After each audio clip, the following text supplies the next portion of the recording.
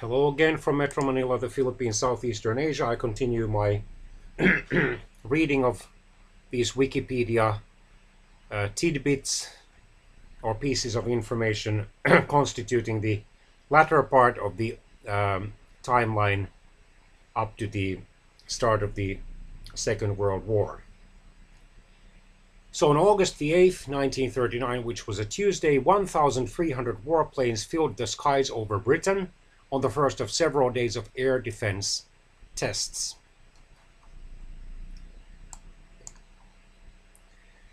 On August the 9th, 1939, which was a Wednesday, Italy published a law introducing fines for anyone moving from the country to a city of 25,000 people or more, unless they already had work there.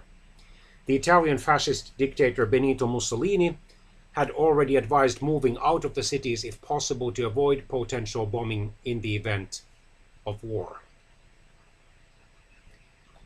On August the 10th, 1939, which was a Thursday, citizens of the Protectorate of Bohemia and Moravia were ordered to turn in all arms and explosives to the government. Failure to comply could be punishable by death. On August the 11th, 1939, or Friday, starting at midnight, half of England went dark for 4 hours in a test to determine how effectively the country could shroud itself from enemy airplanes. Back then, this kind of darkening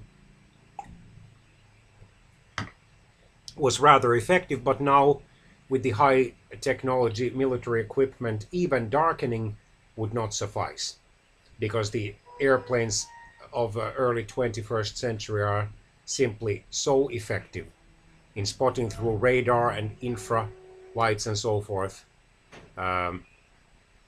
just about any dwellings, human dwellings, even those that are darkened.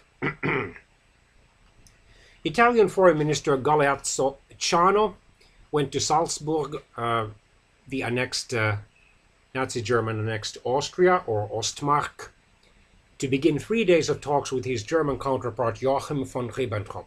Ciano soon realized that Germany was serious in its willingness to risk starting a general war. This was not welcome news for the Italians, who were militarily unprepared for war, and did not think that the Axis powers would fare well if Britain and France came to the aid of Poland. On August the 12th, 1939, or Saturday, Count Ciano and Joachim von Ribbentrop rode to the Berghof and met Adolf Hitler, who confidently asserted that the war against Poland would be a localized war. On the same day, the British-French military mission to the Soviet Union began talks in Moscow. German submarines U-49 and U-61 were commissioned. On August the 13th, 1939, Count Ciano returned to Italy convinced that the Germans had already decided on war and that nothing could be done to deter them. He wrote in his diary, "I am certain that even if the Germans were given more than they asked for," he was probably referring to Nazi Germany's territorial demands on Poland. They would attack just the same because they are possessed by the demon of destruction. On August the 14th, 1939, which was Monday,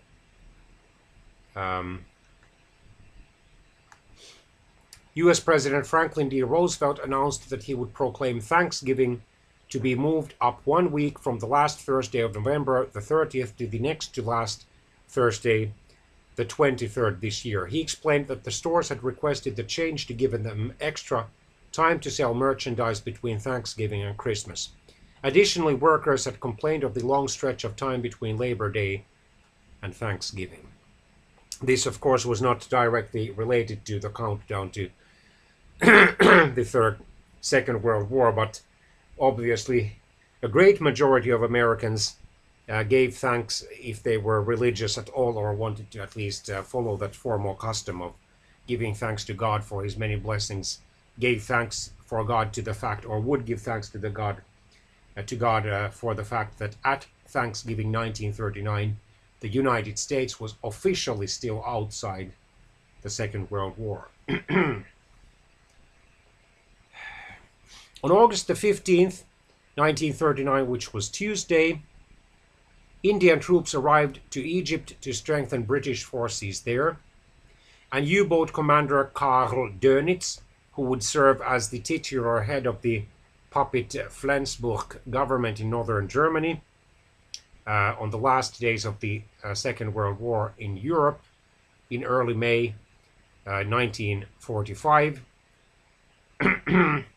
received a coded instruction for his forces to put out to sea at once.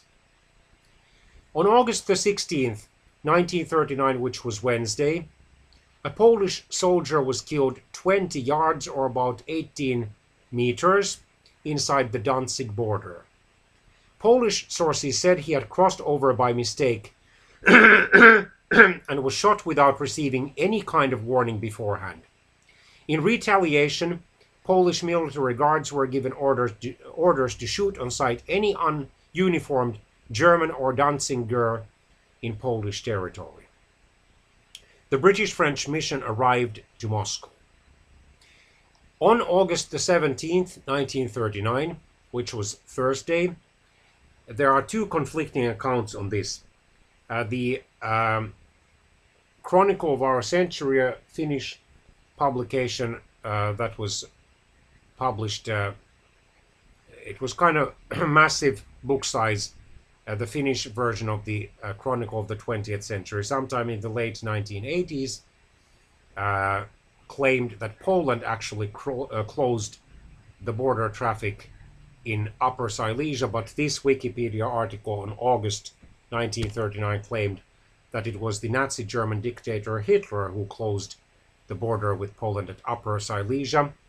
That Finnish publication claimed that it was because of constant incidents or skirmishes along the border.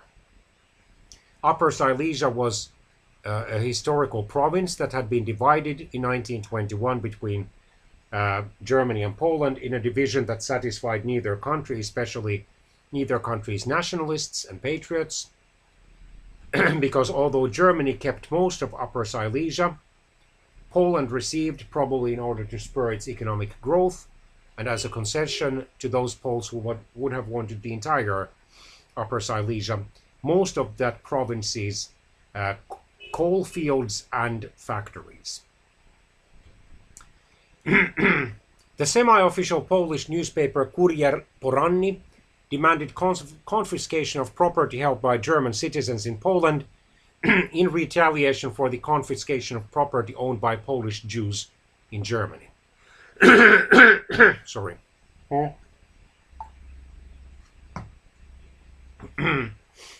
On August the 18th, 1939, which was Friday, the Reich Interior Ministry ordered all physicians, nurses, and midwives to report children under the age of 3 who showed signs of severe mental or physical disability. This was the first step in Nazi Germany's child euthanasia program. On August the 19th, 1939, which was Saturday, Hitler received a message from his ambassador in Moscow reporting that the Russians, or Soviets, were prepared to meet Foreign Minister Joachim von Ribbentrop on August the 27th or 28th to negotiate and sign a non-aggression pact. Hitler welcomed the news but wanted the date of von Ribbentrop's visit to be brought forward because initially he had planned to start the invasion of Poland already on August the 26th. At the last moment he then moved it forward, postponed it to September the 1st. Allegedly, the Soviet dictator Joseph Stalin spoke to the Politburo, which was the virtual government of the Soviet Union, or cabinet, on August the 19th, 1939, outlining the strategy of the Soviet Union in the upcoming war. He supposedly said that the war among the Western powers should go on as long as possible so all belligerents would be weakened, creating an ideal opportunity for Soviet expansion. Italy barred entry to Jews from Germany, Poland, Hungary, and Romania, probably in order to please its Nazi German ally. On August the 20th, 1939, which was the second last Sunday before the Second World War officially broke out in Europe, Nazi Germany and the Soviet Union shocked the world when a trade pact between the two countries was announced. The Tientsin blockade ended when the British handed over the accused killers that the Japanese wanted all along. The Japanese executed the suspects. Later, the handover coincided with a massive flood that submerged the streets and knocked out the city's power. From the Berghof, Hitler sent a message to Joseph Stalin proposing that von Ribbentrop go to Moscow no later than August the 23rd in view of the international situation.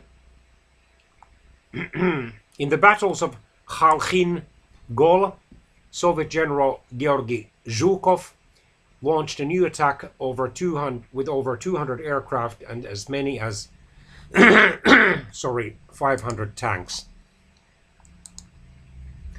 And they were fought along the Soviet-Japanese border because Manchukuo, or the Manchu people, a puppet state created in northeastern China, bordered on parts of the Soviet Far East. The location was the Khalkha River, ironically of the Mongolian People's Republic, close to the easternmost tip of Mongolia. Then on August the 21st, 1939, which was Monday, Stalin agreed to Hitler's proposal to have von Ribbentrop come to Moscow on August the 23rd. Hitler was having dinner with his secret mistress, Miss Eva Braun, and guests at the time the message arrived pounded the table and explained, "I have them! I have them!" The Soviet Union informed the British-French mission that no military pact was possible unless Poland allowed the Red Army, meaning the Soviet army, pass through its territory, and because the Polish leaders rightly suspected the Soviet dictator and his allies of wanting to annex eastern Poland, or a large part of it, namely the western parts of Belarus or White Russia and of the Ukraine.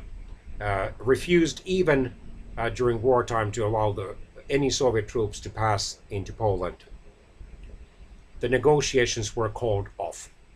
Charlie Chaplin delayed production on his new film, tentatively called The Dictators, due to the uncertainty of the situation in Europe. In that film, he had two roles. He was a humble, I have to get the quotes.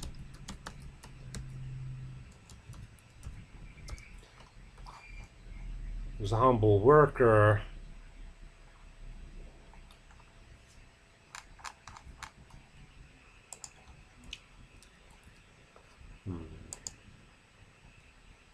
Or The Great Dictator, it would be called. It was then released in 1940. He was a persecuted Jewish barber and a ruthless fascist dictator, clearly making fun of Adolf Hitler. It was popular with audiences, becoming Chaplin's most commercially successful film. On August the 22nd, 1939, which was Tuesday and the second last Tuesday before the Second World War officially broke out, Hitler gave the Ober-Salzberg speech to commanders of the Wehrmacht, or the Nazi German army, detailing the pending invasion of Poland and plans to exterminate the Poles. Members of British Parliament were summoned back to London for a special session to start on Thursday, August the 24th. And then on August the 23rd, 1939, Wednesday, a shocking piece of news for many, if not most, of the people who cared about foreign policy or politics in general. The Nazi-Soviet non-aggression treaty, which included the secret protocol for the carving up of Eastern and parts of Northern Europe into the German and Soviet spheres of influence. Initially, the German sphere of influence included Eastern Poland and Lithuania. Later, after Poland had been virtually defeated by late September 1939, also Lithuania was moved into the Soviet sphere of influence. Latvia, Estonia, Finland, and then Bessarabia, a large province of northeastern Romania, were in the Soviet sphere of influence all along.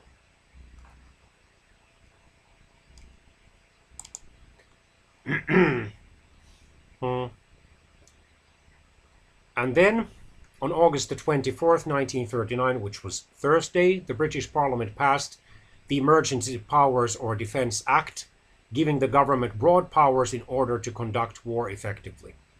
President Roosevelt, as a kind of peacemaker, appealed to King Victor Emmanuel III of Italy to formulate proposals for a pacific solution of the present crisis.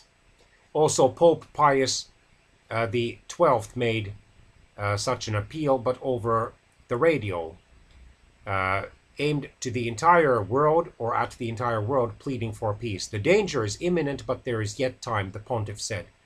Nothing is lost with peace, all may be with war. Let men return to mutual understanding. Let them begin negotiations anew. Conferring with goodwill and with respect for reciprocal rights, they will find that to sincere and conscientious negotiators an honorable solution is never precluded. Hermann Göring asked Birger Dalerus, his Swedish friend or acquaintance, to go to London as an unofficial envoy and tell the British to enter negotiations as soon as possible.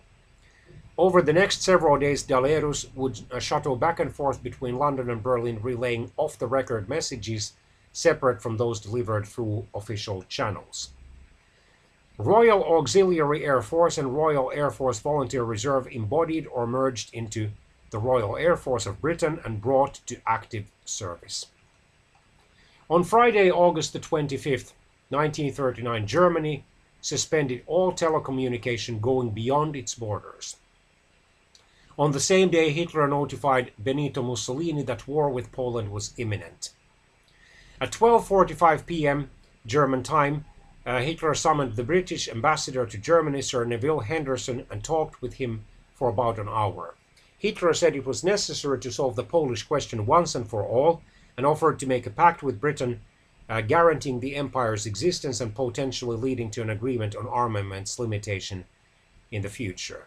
Ironically, over 2 hours later, at 3:02 p.m., Hitler gave the order to invade Poland the next day. Benito Mussolini informed Hitler by telegram that Italy would remain neutral in a war between Germany and Poland. At 5:30 p.m., Hitler met the French ambassador Robert Coulondre, who told Hitler that if Poland was attacked, France would come to its aid. Poland and Britain signed the Agreement of Mutual Assistance, formalizing Britain's March the 31st declaration of support for Poland. At 6 p.m., Joachim von Ribbentrop arrived with the news of the British-Polish Treaty. Hitler decided to postpone the invasion of Poland. Birger Dalerus arrived in London and relayed the German message to Lord Halifax, who was one of the most senior British Conservative politicians of the 1930s. And at the time was serving as the British Foreign Secretary or Foreign Minister, who said official channels were open, thanked Dalerus for his efforts and assured him that his services were no longer needed. Later that evening, when Dalerus telephoned Göring to let him know, Göring was adamant that Dalerus had to do everything possible to arrange a conference between Britain and Germany. Then was the Jabłońków incident, A group of German agents attacked a rail station in Mosti, southern Poland, overnight, but the attackers were repelled. And then, when Polish officials questioned their German colleagues or counterparts about the incidents, the Germans lied that supposedly an insane individual was behind the incident. In fact, it was because this unit had not been informed of the postponement of the invasion of Poland from August the 26th to September the 1st. That was why the incident took place. 5 people were killed and 70 were injured by an IRA, or Irish Republican Army, bomb explosion in Coventry. The Louvre was closed to the public, officially for repair work, so that its art treasures could be packed up and transported to secret locations for safekeeping. In other words, the French government was clearly already preparing for the imminent outbreak of Second World